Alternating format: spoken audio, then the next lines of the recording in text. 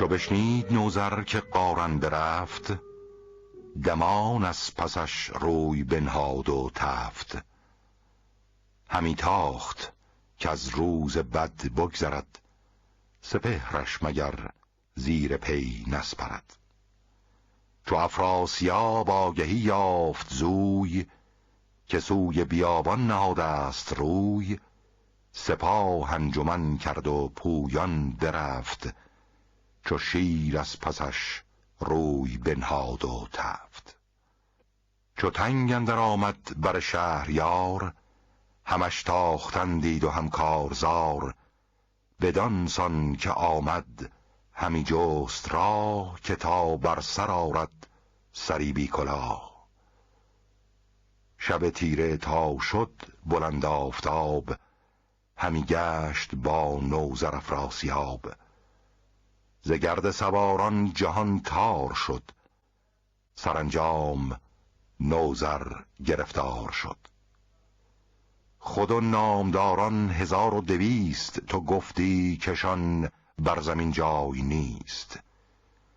بسی راه جستند و بگریختند، به دام بلا هم برآویختند.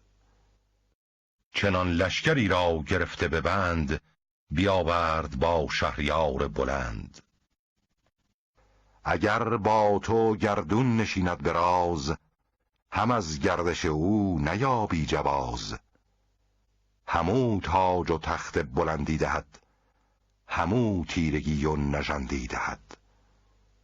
به دشمن همی ماند و هم به دوست، گهی مغز یابی از او گاه پوست. سرت گر بساید به ابر سیاه، سرانجام خاک است از او جایگاه. وزان پس بفرمود افراسیاب، که از غار و کوه و بیابان و آب. بجویید تا قارن رزم زن، رهایی نیابد از این انجمن. چو بشنید کو پیش از آن رفته بود، ز کار شبستان برآشفته بود.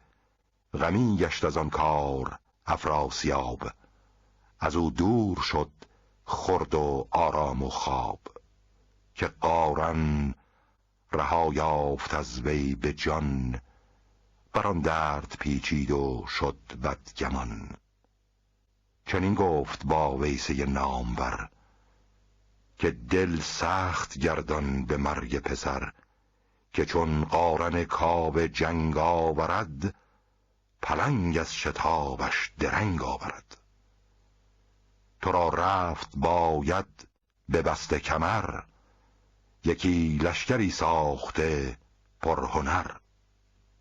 بشد ویسه سالار توران سپاه، ابا لشکری نامور کینه خواه.